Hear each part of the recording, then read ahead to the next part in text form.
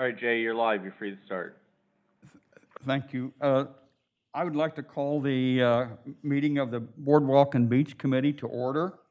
It is 9:59 on the 12th of October of 2021, and would ask everybody to mute your phones and mute yourself.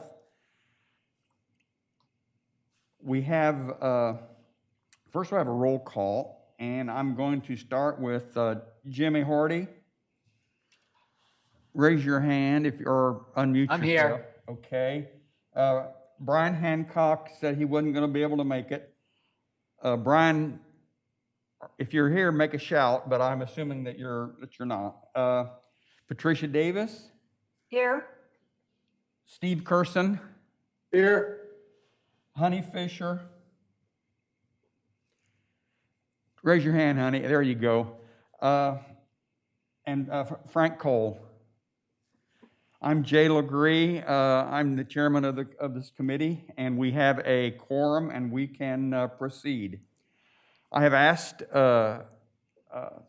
two new members that are going to be that were nominated for the Boardwalk and Beach Committee to attend by phone if they wanted to, and they may get in and they may not. But their names are Craig Tier and Libby Stiff. And we'll be the commissioners and the mayor will be voting on them soon. And once they're voted on, they'll be members of this committee. Both Craig and Libby have been on the application list for the Boardwalk and Beach Committee for a number of years. And it's going to be really nice to have them come on the committee. In the City Hall conference room with me here today is Chief Banks, and on video is Public Works Director Kevin Williams, and also Frank Cooper is here to make a presentation in a little bit. But what I'd like to do is have the approval of our minutes right now, and has everybody had a chance to review the 16 August minutes? Do I hear a nomination to accept those minutes? So moved. Second. All in favor of accepting the 16 August minutes, raise your hand, or else say aye. Aye. Okay. Aye.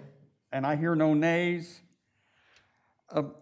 We received one really important piece of correspondence, and I'd be really surprised if Ann's had a chance to post it. I suspect not, but because it came in yesterday or Sunday. It's from Mike Strange, and we're going to be discussing it in a little bit because it's critical. And instead of going into old business right now, what I'd like to do is have Chief Banks give us an update on how things went this summer. And if I could make a comment, it was fantastic. We were shorthanded. Of course, I don't want to steal your thunder, but we were shorthanded, and everybody was grappling and working long hours. This was compounded by the fact that the Boardwalk and Beach were crowded as they've never been before. So, Chief, tell us your thoughts about the summer and maybe what we might be able to change or improve on for next year. Go ahead. Great. Thank you, Commissioner Legree and the board members. Good morning, everyone. I will try to just give you a quick review. I don't think anything I will say will be a surprise to any of you. So hopefully there's a lot of questions at the end and to go over. But we had a busy but safe summer of 2021 by all accounts. Tourism was definitely up. You can obviously just see that from being out on the boardwalk or downtown area or the highways outside of town. And all you have to do is read the local paper that I think just last week there was an article about how busy the season was in the fall season that we're going into. too. As it was saying, hotels, there's been more and more hotels built, and they're running at like 98% capacity throughout, and we're going to see that through the end of the year. So, you know, that broke down just reading some articles, and all around 8 million people that visited this area during the entire year. And if they're just because they're in the area, Dewey Beach, out on the highway, they're coming in town to take part in our fine dining in the boardwalk area and the beaches. So they're definitely here. So as it was already mentioned, Commissioner, is that we had a staffing issue, just like everyone else. It was hard to hire qualified employees. It was just a challenge. Normally, we hire 26 seasonal cadets. This year, we only hired 14. And there were several reasons why this happened. One is the additional training hours. By COPT to get officers certified, we have to sit there and bring them in on 4 weekends in a row. That's a Friday, Saturday, and Sunday. So most of these cadets are college kids. So they are having to leave class maybe on a Friday to come down. If they don't live local, they're going to have to pay for a hotel room all weekend long. So that's 4 weekends of that. Then if they take bike training, it's another weekend, 3 days to come down. And so that's one thing. They have to have a commitment from obviously themselves, but in their family that's obviously paying for school, and talk to their school counselors to take off. Many of the returning cadets decided not to return because of COVID issues the year prior, and they talked about housing issues, pay, and some decided to continue with their education during the summer season because they didn't have to pay for tuition and meals and things like that. They were living at home, so they went ahead and finished up their summer season. So what did we do? We did modify work schedules and use grant sources to cover extra patrols on the boardwalk and park areas. But that wasn't enough. I pride ourselves on making sure that we're seen, we're observed, so because I believe presence is a deterrence from any type of crime. But more importantly, not more importantly, but just as important, we're there to help out if anybody has any questions, because we're just a walking billboard out there, and people can ask us any questions for information or where to get some help if needed. Unique to a vibrant beach community as ours, the majority of time for us is attempting to find staffing for festivals and events. Nearly every weekend and many weekdays, we're tasked to supply coverage. You know, a lot of them are paid through a third party. There's always an event that we're having to prepare for. So even though we may have an officer on a boardwalk, they may be called to take care of an event that's going on, and I think that's the trend we're seeing more and more year-round, that this committee may have to sit there and focus on if they're talking about any types of limits or what we're doing. We're trying to do our best, but there's constantly events going on, as we know. One thing that was brought up to us a lot this year, a lot of emails, phone calls, was again about bike safety.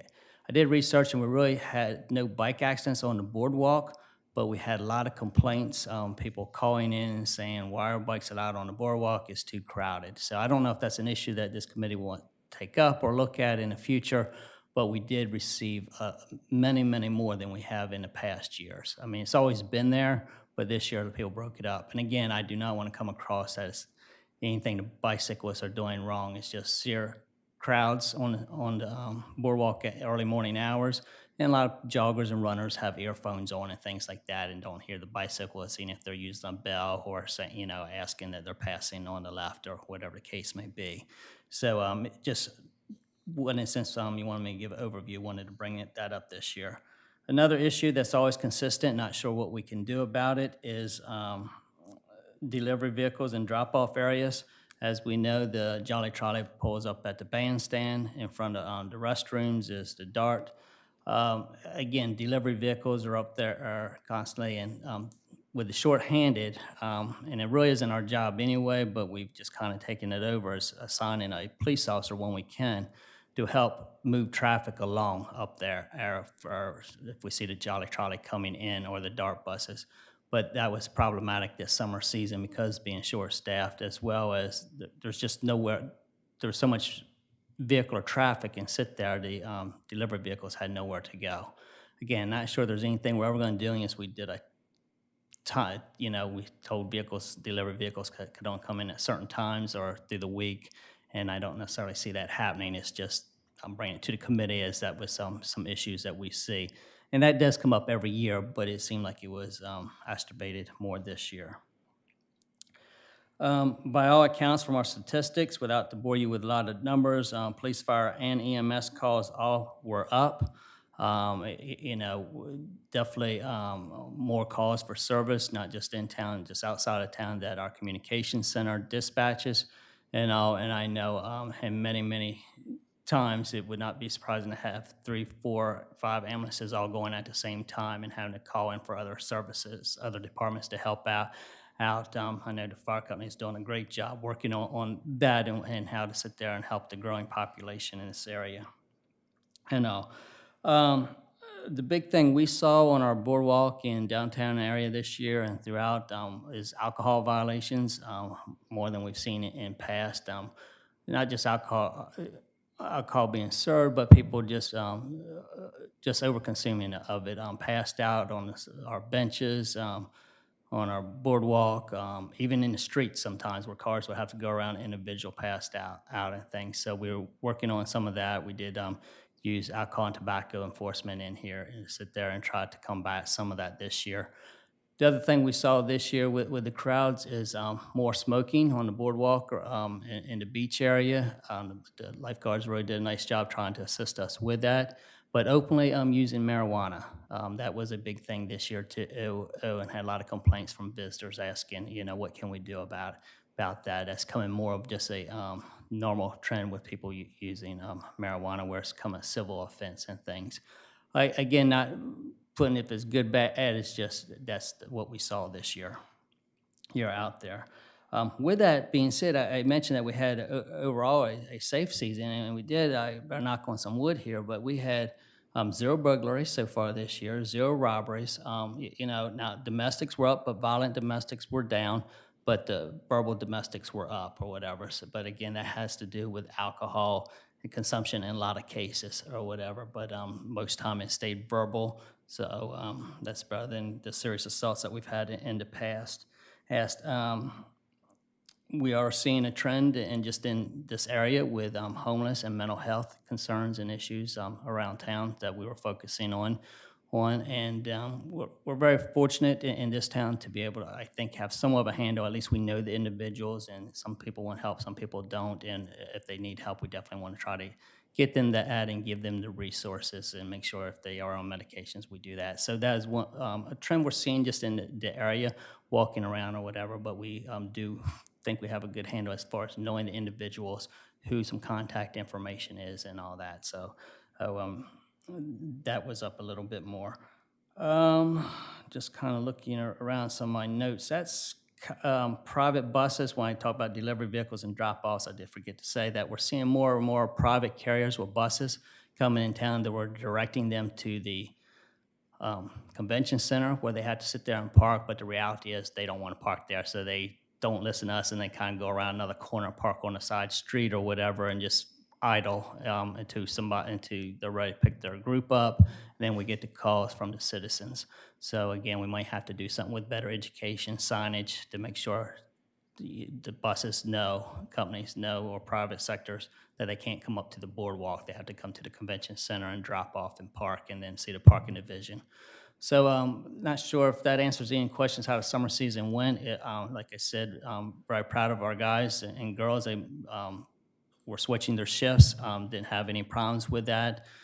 As far as hiring for next year, we're on top of that already. We're already recruiting. We're looking at some professional pamphlets that we're putting out. I've talked to the mayor, commissioners, and city manager already. We're looking at as far as getting pricing up for the salaries and all, because at $14, it's just kind of hard to get people to commit for housing up front and to come back. So we're going to be getting that up. So I think we're on good track. I've got some of the summer officers are staying on. Out of the 14 officers for Sea-Witch, we have 10 of them coming back for Sea-Witch. So that tells the commitment, and many of those already said they're coming back next year. So I think we're going to be in far better shape next year with that. And It gives them a great opportunity. It's a win-win situation for the cadets to learn about police work, to build up their resume, and to learn what Rehoboth is all about, a great community. So, Commissioner, do you have any specific questions or anybody from the board? I'd like to open it up to the members of the Boardwalk and Beach Committee. Anybody have questions for Chief? Raise your hand. Jimmy, I see your hand's up. I just want to thank you and the force's commitment to just everything that you handled. I think I've seen you a couple times where you were actually out on a call, and when I was out for my walk, and everybody just did an absolutely amazing job. I think, you and all the officers, the biggest thank you from, me. And, I hope I speak for the whole committee. Thank you very much for everything that you've done this past summer. It was one of the busiest in all the years I've been coming to Rehoboth, and it's been a long time. I've never seen the crowds. And, as you said, there were not the fights, there were not a lot of things that we dealt with in the past. So I commend you all on a great, great summer, and keep up the great work. Thank you, very kind. Again, I'll owe the credit to my supervisors that are out there paying attention to the cadets as well as their shifts and the training. However, we really stepped up in this area, and that's a commitment to the city officials itself to give us the opportunity to train and to better equip ourselves. Thank you. Thanks. Any other questions for Chief? I don't have a question. I just would also like to second Frank's comments, and perhaps we want to put on the schedule a discussion about the bikes. I know we started that maybe a couple of meetings ago, but perhaps since it's become a bigger issue with larger crowds, we want to think about modifying the hours perhaps. And again, I also want to just say what a great job everybody did. I remember people being asked to slow down by the cadets, and perhaps they didn't receive a very kind reply, and the cadets were just so professional and polite, and they did a great job. So thank you very much. Thank you. We Boardwalk folks are really cognizant of the presence of the cadets, and we really appreciate that.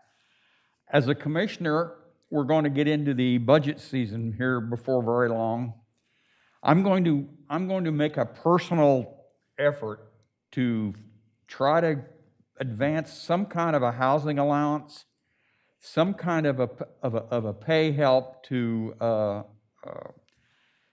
bring more cadets and make it easier for them to live here in town. And I think the same problem exists with the beach patrol. And Yes. we're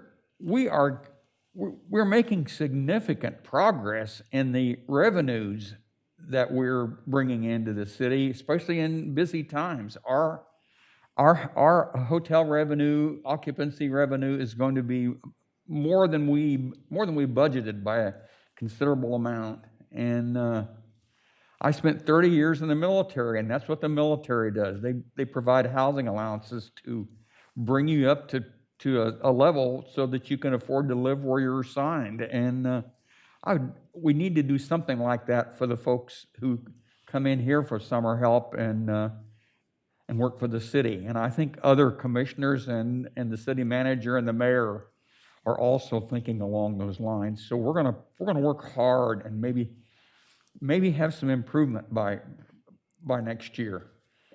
And you've given us a whole year's worth of topics for the Boardwalk and the Beach Committee. So lots of stuff on bikes, on crowds, on delivery vehicles, and just a lot of good thoughts. And I know that your compliance officer had a big year, and we'll be talking more about that as the year goes on. We certainly appreciate everything you've done, Chief, and we thank you for coming in and talking to us. Again, thank you. And I know there's the commitment from the city manager, mayor, commissioners, and all that to look at that. So I'm confident that we're moving in the right direction. And I did fail to sit there and say we're really working well together with code enforcement up in building a license, and so we can sit there and work on signboards and things like that. that things that go on at night and reporting back and forth. So we're really working well with that department too, and I only see that enhancing for next year as we move forward to work together when we see things with, like I said, mentioned signboards, but if it's flags or whatever, we're trying to let the cadets and the full-time officers be more cognizant of some code enforcement issues too, so we can at least report back, and they can sit there and handle it through the week and some weekends too when they're having people out there. So I think we're all working well together, and I did want to mention that. Thanks, Chief. Our next speaker, I hope, are you here, Kevin? Yes, Commissioner. Our next speaker is Public Works Director Kevin Williams, and he's going to have a recap on his thoughts for the summer and perhaps some ideas for next year. The boardwalk was crowded, and but we had a pretty good summer. We didn't have any. Oh, go ahead, Kevin. Yeah, you can go ahead and give it there, Commissioner, if you want to. Thank you all, and good morning. As you know, that we did make it through the summer. We're kind of glad it's over. We were extremely short-staffed, as well as the police department was, and the beach patrol were. We were short 7 full-time equivalents, so that includes 4 full-time positions and 5 or 6, depending upon how you count them, the part-timers this summer. So what it ended up causing us to do is our trash guys worked basically 7 days a week all summer. So they bore the brunt of the labor shortage, and I think held up fairly well during the hot time of the summer. Because of the staffing shortages, a couple things we had to adjust. One, we did not start the boardwalk recycling as we have intended to the past 2 summers, but we'll be standing ready for this summer coming up to institute it, assuming we get back to our normal levels of staffing, and COVID is on its way out, if not all the way out. The other thing we did differently this year was we pulled the cans off of the beach. In the past, we'd position a bunch of cans along the beach, and then we would send the Polaris down with a team throughout the day, pull bags, set them there at the dune crossing, or at the dune, foot of the dune, and then in the evening when the traffic's down a little bit, we would go down and police all that up. So this year we just put additional cans in the dune crossing itself, so that our boardwalk trash guys during their runs would go down, empty the cans in the dune crossing, and bring them back. So that seemed to work fairly well. The issues became, because of the time it takes them to leave the boardwalk, go down, pull those bags, bring them back, fill the electric vehicle. Electric vehicle gets filled very quickly now. The transload it at a pre-positioned regular trash truck to then haul it back to the yard. All of that took a lot longer, so we got a less of a cycle. So they could basically just make it one pass down the boardwalk each evening to do the evening trash. So I think stuff probably sat in cans a little longer than normal, but they seemed to work their way through it fairly well, or as well as they could. Beach mats, we added 4 or 5 new crossing sites with beach mats to crossing sites this summer. Everywhere that gets them likes them, everywhere that doesn't have them wants them. So we'll probably go procure an additional 3 or 4 this winter, and add some to the crossing sites next summer as well. We have a little over half of them have a beach mat to facilitate the crossing. Many of the remaining ones are very flat and don't really require one, but we'll get them the ones that have a lot of the soft sand and make it tough to drag a wheeled cart or whatever over them. We'll try to get some more out there this coming summer if the budget allows. Had some issues this summer, which we hadn't really seen as much in previous summers, was with the weddings and things that get left behind by wedding parties, to include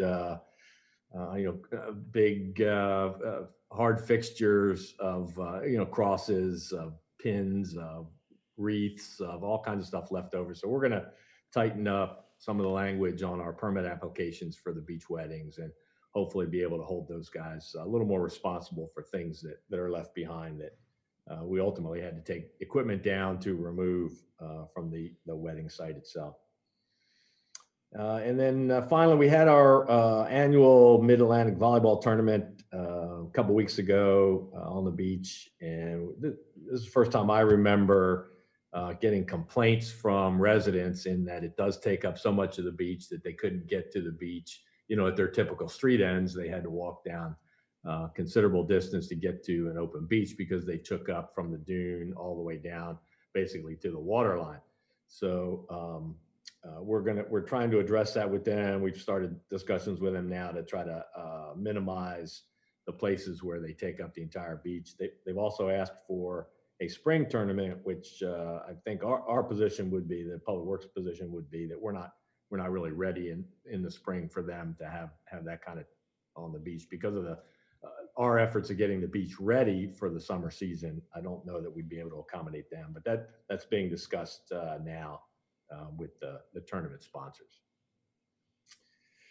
And I think that's all I had on my list. To be happy to answer any questions y'all might have. Go ahead, Jimmy. Thanks a lot, Kevin. You guys did a really good job. I was on the boardwalk a couple times where the electric vehicle was coming through to empty out the garbage cans. And I know that a couple of the guys got some comments from a few of the people on the boardwalk, but they handled themselves absolutely professionally and, were very courteous. And the one guy, I was actually going to walk up to him and just get his name just to let you know, but I didn't have the opportunity to. This lady was just letting him have it, saying, how can you be doing this now? The boardwalk's so crowded. And he said, ma'am, garbage happens all the time. You'd be walking on it if we weren't here. And he actually got a smile out of her. So I think it was, very, very appropriate. Just to tie in one thing, I was at a wedding in Virginia in July, maybe to help us with the issues that we're having with the weddings, leaving things on the beach. As a part of the permit process, there's a substantial deposit that they have to put down. And it's not returned until either, I don't know if we would have the lifeguards or the police or, somebody. I know we were short-staffed this season, but until they give it a clear that, we didn't have to send anybody down to clean up after them. And if we did, we would deduct that from the deposit that they would put down.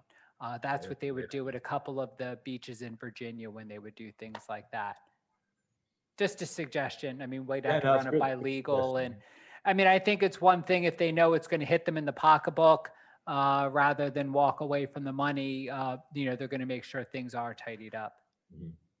Well, and our guys are, typically used to seeing some trash that gets left behind, but they had, I don't know if you saw that, there was a huge cross. I did. I actually saw that and I was like, is somebody having mass here? Loader down there to lift that thing out of the ground. It was huge. Huge.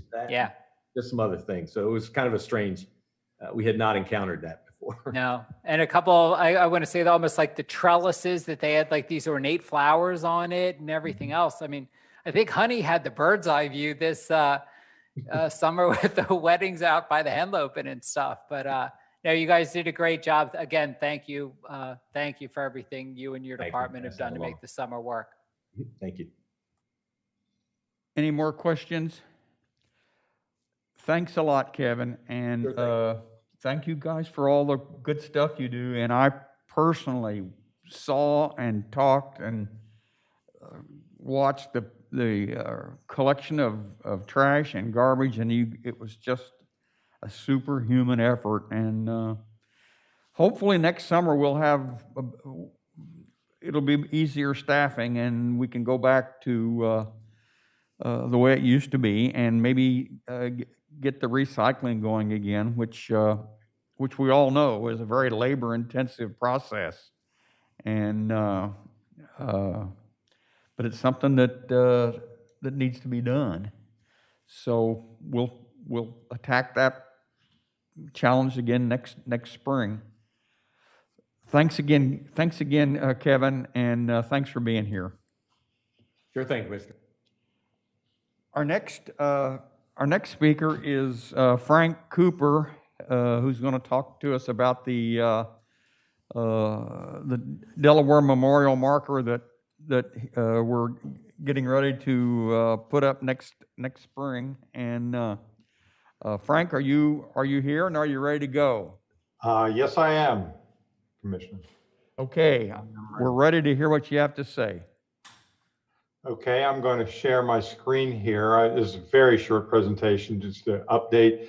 I applied for a State of Delaware historic marker denoting or memorializing Poodle Beach as being a state landmark, and they agreed to do that. They will install said marker is slated to be installed at the south end of the boardwalk in late June of 2022, this coming June. Frank, we cannot see your presentation.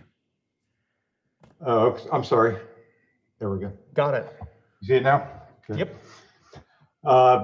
So it's slated for June, which is LGBTQ Pride Month, and the Stonewall Uprising was at the end of June. So we wanted it to coincide with that. The exact date has not been set because we need to kind of coordinate with the VIPs who will want to attend that meeting. And so I will keep you updated as to the exact day when that time is set. I came up with some kind of homemade graphics here, and this is not a good Photoshop job, but this gives you an idea. This is not the marker that will be installed. This is just a marker, but it shows you the size and color and shape and the type of marker that will be installed and the proposed location. The location was chosen by a group, the city manager, the director of public works, this DENREC, the state of Delaware marker guy was there. Everybody kind of looked at it. My choice would have been to have it in the sand, but DENREC said no, that they would not allow it past their no build mark. And the only thing built past the no build mark line is the boardwalk. So we're allowed to put things on the boardwalk, but not in the surrounding sand. So this was decided upon as one of the only alternatives. Plus, it had the advantage of being accessible for wheelchairs and people with other disabilities to be able to access and view the sign, whereas that might not be the case if it was in the sand. So it was, at Stan Mills' suggestion, it was decided perhaps put it in the corner there at a diagonal so that it would be visible for people walking onto the beach in the Poodle Beach access, which is actually the end of Prospect Street, and to people on the boardwalk. So that's what it would look like from a distance. Here's a close-up of the same thing showing its proximity. And Kevin Williams, I understand, is in the process of working with the state on the actual mounting of the marker. That I think we're fortunate in this location that there is concrete beneath the concrete structure is beneath this, as opposed to the one for the beach patrol, which is going to be a little tougher job, I think. So that's about it. The actual date and the text have not been finalized. We're working on that, and we hope to have a small reception after the event. And we'll have it at hopefully at the house. There's a house that belongs to friends at the end of the boardwalk, so we could have it right there. Failing that, we'll try to do it at Camp Rehoboth or some other place. But that's the presentation, and that's the scoop on the Poodle Beach historic marker. Any questions? Anybody have questions for Frank? Speak up if you do. I think we should realize the amount of work that you've been through with the Delaware State Historical Marker folks. This is not something they pass out like cookies at Thanksgiving. You really have to jump through hoops to justify that you deserve a historical marker. And I just want to say thanks, Frank, for the job that you've done bringing this historical marker to the south end of the boardwalk and to our beach, to Rehoboth. And we appreciate everything that you've done. Well, I'm very grateful to Rehoboth Beach for allowing Poodle Beach to exist for all these decades, because it's hard to imagine now, but there was a time when the gay community was hidden and we had to hide. And there was literally no place that, a same-sex couple or friends could congregate in public without harassment or arrest or God knows what. And so it was a haven in a time when they were few and far between. And we're just kind of discussing now with the archives, but we believe this may be the first state to ever commemorate such a meeting place. Not only is Delaware to be proud of having hosted this, but maybe the first to ever publicly recognize it too. So it's a proud moment for a lot of people here, and Rehoboth Beach has got a reputation of inclusivity that dates back for decades, and I'm very proud of our city. I really am, and I'm delighted that this is happening. Well, thank you. Frank, Well, I'm sorry. Go ahead. Jay, I apologize. I just have one question. Mm-hmm. Why wouldn't you would it be possible that you could have, like a tent put up on the beach and have whatever you were planning on that beach rather than have to have it, either at somebody's house or over at Camp Rehoboth? Or is that it's just too difficult to do? Or no, that's actually a good idea. This is very preliminary. In other words, this event is so far off, and it was kind of, a couple of people mentioned that, well, we should do more than just have the unveiling. Yeah. And so I take that under advisement, Jim. I think that's a great idea, and maybe we can do, maybe with the approval of the city, we can put a tent up and have the event on the beach. It does present accessibility issues. One of the members of the people doing this is Howard Menaker, who uses the wheelchair. Yeah. And so Yeah. we were, it's one of the reasons we decided to put it on the boardwalk was the fact that, it just seemed fair that everybody be able to do this. But that is a good idea, and we might be able to do temporary mats, and it would be very appropriate, I think. I think, yeah, I mean, it kind of ties back to the conversation that we just had. I mean, we're seeing a lot more things that are done on the beach with the weddings and other things like that. And I think, this is, I think this is the second marker that, the city has, I believe. There's another one on the boardwalk, but, I think this is something that, it would be a good idea rather, to have it on the beach where the marker's going and everything else. I mean, I'm sure you're going to have a lot of press coverage as well as, a lot of people who would like to attend, this event. I think that would be a really, good idea to have it on the, the actual location where it all started. Well, I think it's a great idea. I really do. And so I will actively investigate getting that done. I mean, it's a great idea, and it's certainly appropriate, as you say. I mean, it's on the beach, and so if coming from the members of the Boardwalk Committee, that's the first hump. If everybody kind of agrees here, that's Thanks a lot, Frank, and I think to everybody, I think the answer is stay tuned. I think this is. There's a lot more to come on this event.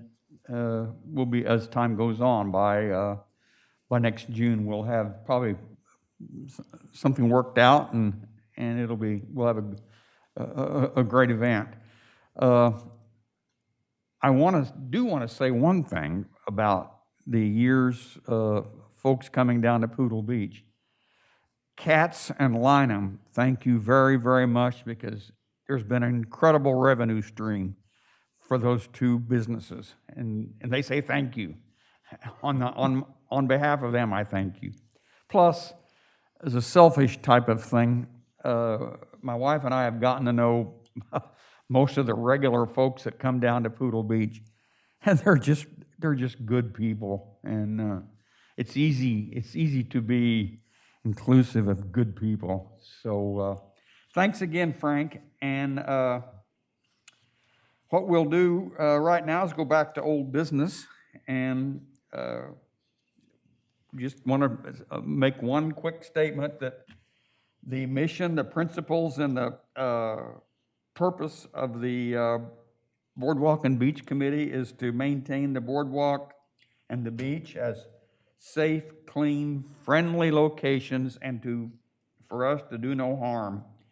And what I'd like to say something right now is about the, as you all know, the Wilmington-Baltimore Task Force is going full blast, and one of the challenges that they are dealing with right now is to make Wilmington and Baltimore, the areas where the street meets the boardwalk, to make the boardwalk, to make that street end a friendly, inviting place, and to try to get folks to share the boardwalk and come off the boardwalk and shop on Wilmington and Baltimore streets, and to bring their business down those streets, and to make those streets more viable. And one of their objectives is to make them more attractive. And one of the things that they've been struggling with is the view shed. If you stand on Wilmington Street and look towards the east, look at the boardwalk, and look out to the ocean, it's a pretty good view shed. There's a kiosk there, and it's not going to be such a great challenge to make the Wilmington Boardwalk Junction a friendly, inviting place. Baltimore is a more challenging spot. If you stand in the middle of Baltimore Street, about 30 yards back, and look toward the ocean, your view shed is the top of the lifeguard shack, and you have to look over the roof of the lifeguard shack to see the ocean.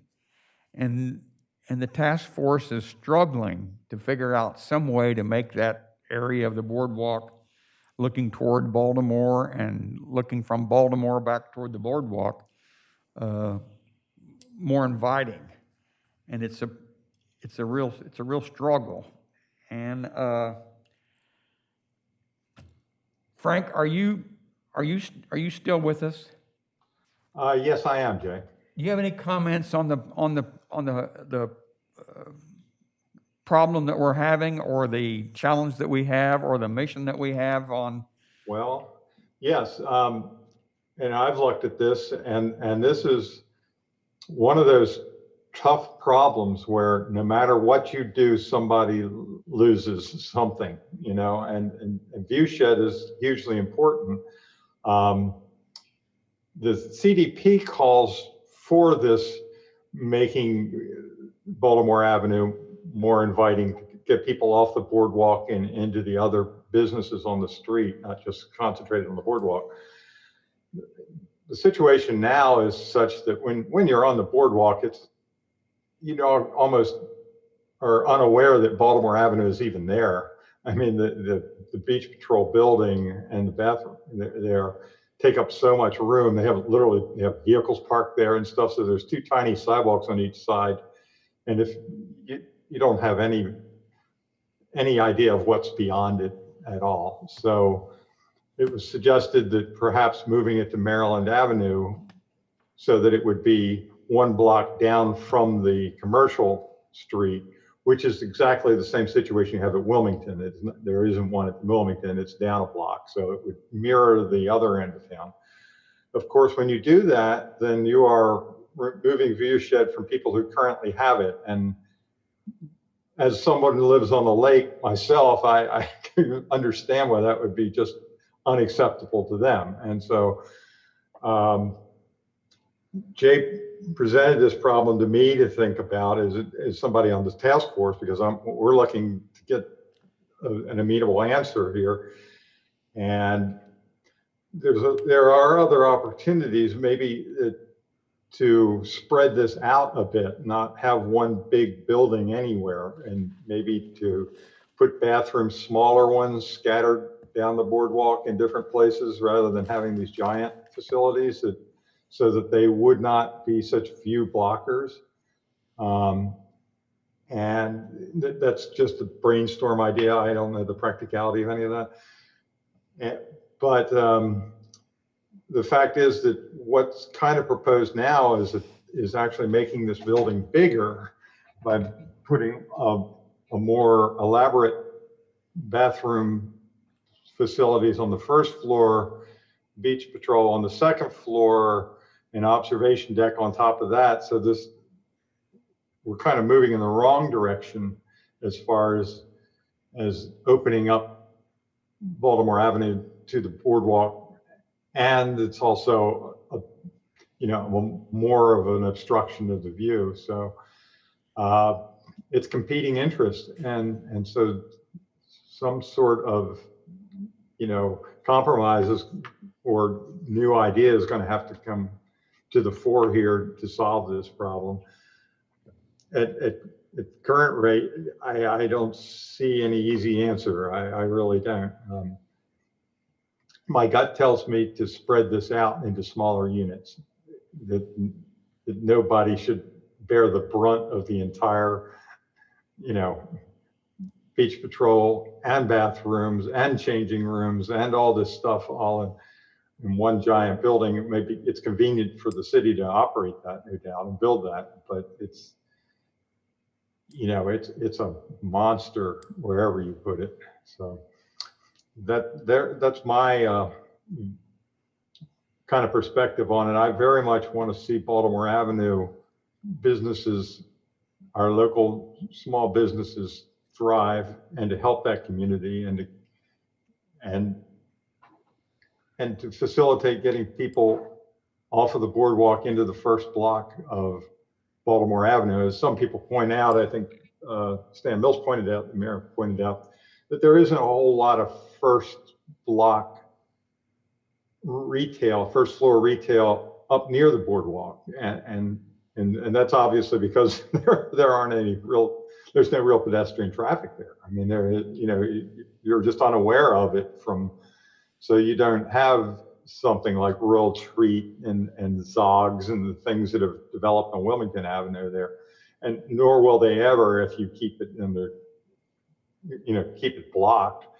So Maryland Avenue really is a better place for it logistically.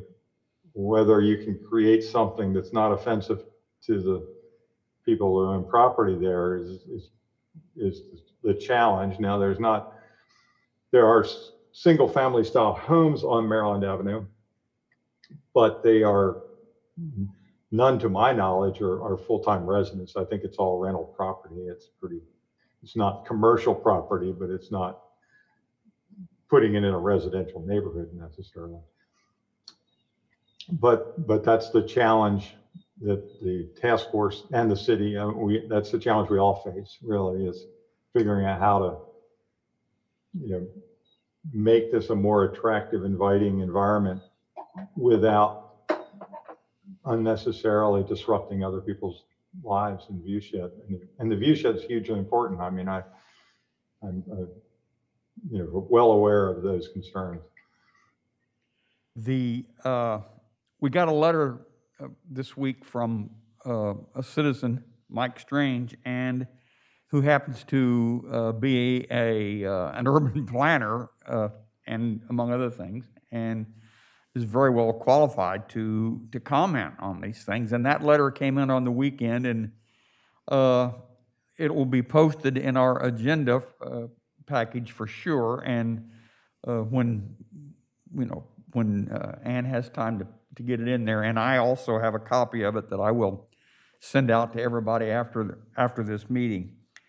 But something he talks about is we should be thinking 20, 30, 50 years out in the future. And with this Wilmington-Baltimore task force, and Frank has said this to me also, we just have one chance to get it right.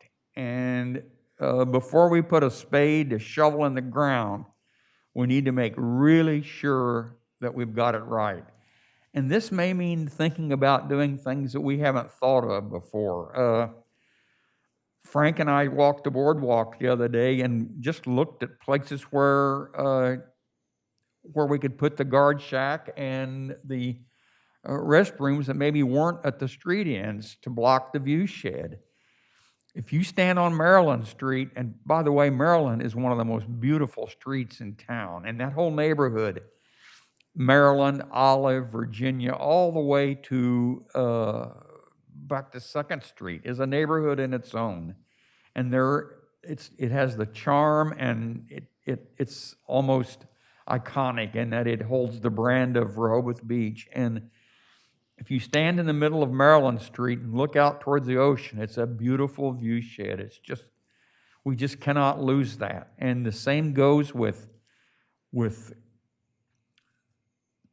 Olive and Virginia, and those are just the kinds of view sheds that if you block the streets off, at the ends, you lose your view shed forever, and you'll never get it back. You will never, ever get it back. And so that needs to really be carefully considered. And as Frank said, if the Baltimore Boardwalk Junction was maybe easier and better and more attractive, there may be businesses for street level shops all the way down Baltimore, and that's something that we need to think about. I promise things will probably be there in 30 years that we don't see now, that we're not seeing now, and our crowds, as long as we do the correct thing, we're going to continue to have tourists and revenue coming into this town.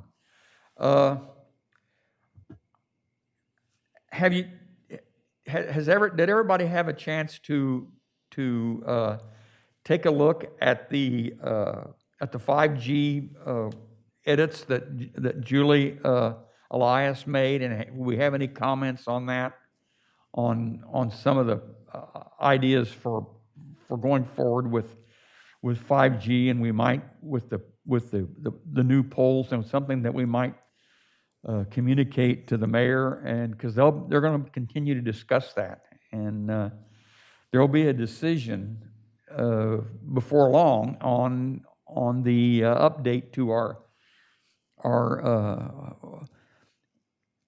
270-46 1 and 2, our communications ordinance, and there'll also be a major update to the design manual.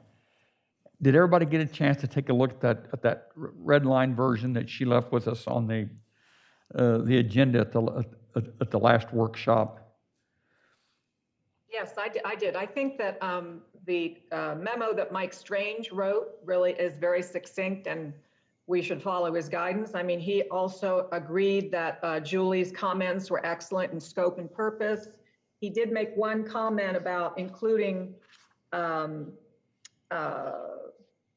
some new language with regard to best available technology that I think we should move forward and recommend when we incorporate a communication to the mayor and commissioners. But I think what Julie did and Mike's comments are great. Yeah, the best available technology that's economically available is a great idea. And I agree with Patricia. I didn't mean to interrupt you, Jay, but no, I was going to say basically what Patricia just said. I think it was, it covered all the bases. I think, Mr. Strange's comments were very appropriate with everything, and I think it's a good guideline to move forward. Okay, I will make a report to present to the mayor and the commissioners at our next regular meeting, and I will be doing that tonight and turn it into Ann tomorrow, and perhaps it'll be included in that agenda. But we will. Jay, we'll Jay, do that. if I may, I just wanted to comment on one thing that both you and Frank and we were discussing with the committee about the view shed with both Baltimore and Wilmington and everything else. The one thought after reviewing the YouTube video that you sent for us to go over that showed a lot of the designs and everything else, the one thing that really came to mind, and it may be something whether whatever the group wants to do and move forward, and whatever the city and the commissioners and the mayor decide to go forward with. The one thing, I was talking to a couple of people over the weekend, and they had read about what was going on, and they think it's a great idea. And a friend of mine's grandmother said, and I remember this on Rehoboth Avenue when the bathrooms were, you had to walk down the stairs that were in the middle of Rehoboth Avenue on the first block. And the one thing that came to mind with the designs that we're looking at, I understand that, with handicapped and, everything else, that may be one option. If we could kind of configure what we would do building wise, that would be on the end of those streets to be more inviting. And if there's a way to design it, I don't know. This is just a suggestion. I know we're trying to exercise every avenue and look at ways to do things that, maybe we haven't thought of, but to go back and have them, under the street. We have plenty of street, just to have a really nice way to get down there that would be ADA compliant and everything else. So we're not blocking that beautiful view shed. I agree with what, Jay said. You get to Baltimore and you're walking down the sidewalk and you see everything. So I think, we could really look at different avenues. Rather than going up, have we considered, going down and back? Yeah. Jimmy? Go ahead. Jimmy? Yeah. Yeah, I thought of that too, but it doesn't solve the problem that the lifeguard stand would have as far as observation. Yeah. No, I mean, I think Steve, I agree with you, Steve. I mean, I think we've all kind of looked at this, and we understand it, and we just want to come up with a really good idea. I'm glad somebody else was thinking about it too, Steve. Also, Ocean City has their bathrooms on the boardwalk, on the beach side of the boardwalk. Yeah. The east side. Yeah. It's a shame we can't do something like maybe in the middle, not necessarily at the end of the street, but in between two streets. Yeah. On the beach side. I think DENREC probably would veto that. Probably. To the best of my knowledge. Frank and I were... Jay, what I saw down in Florida, and I'll see if I can find pictures, but they actually built up over the view shed. So let's say you have attractive pillars or columns or an archway that you can look through to see the beach. And then you'd put the lifeguard station on top of that and perhaps move the bathrooms on Maryland. But they actually created archways that go to the beach and built their buildings above that floor. So you'd walk through it. Yeah, lots of ideas. If we read Mike's letter, he suggests some techniques for problem solving, and there's something that we need to think about. I hope we can think about it. And he calls them techniques for problem solving, and the things that urban planners do, and he'd be glad to share some of those with us. But yeah, Frank and I talked about moving the lifeguard headquarters into an adjacent building. You have a building like Obi's by the Sea would make a phenomenal headquarters for the lifeguards. Or you could move your lifeguards into a building like exists with the Grotto Pizza place next door right now. Now those are not going to happen, but there may be things to think outside the box that we haven't considered that would save those view sheds. I really do. And if you cut the top of the Baltimore restrooms off, you'd have your view shed back. But how do you do that? How do you do that and satisfy FEMA? There's just a lot of challenges.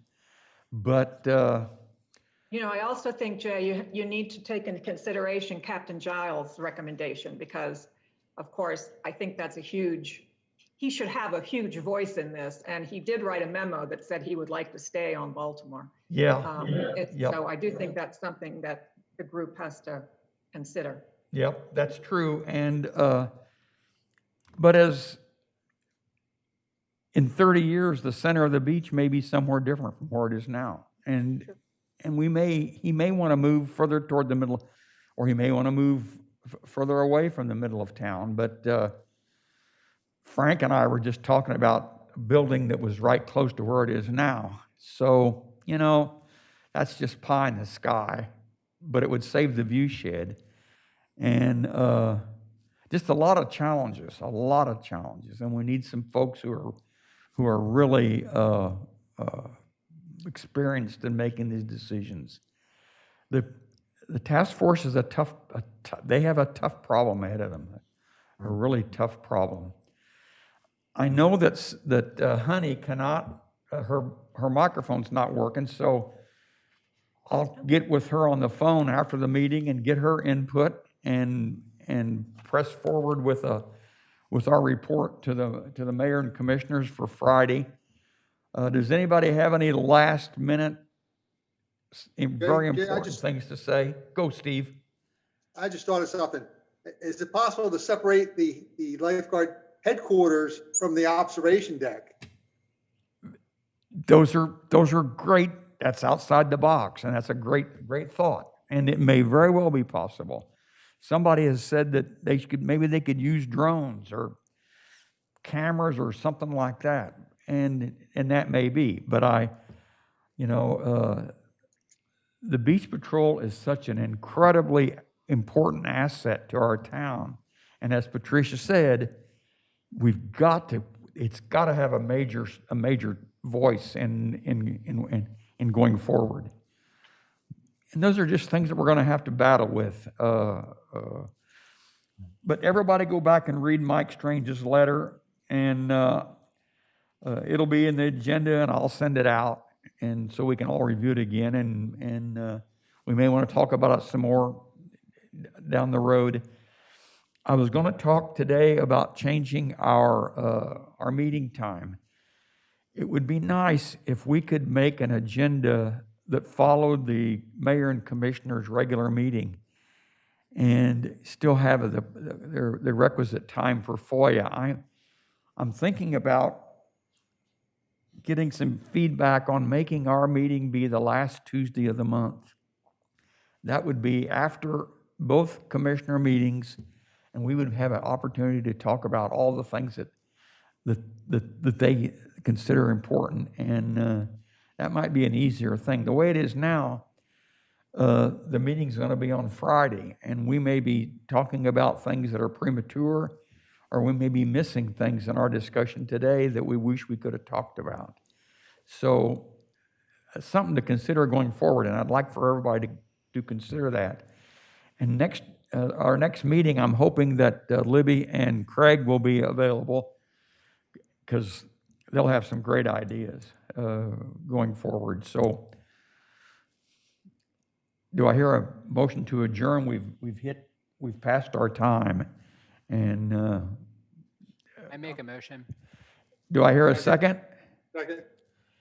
This meeting is adjourned. Thank you all for coming, and review the stream. It'll be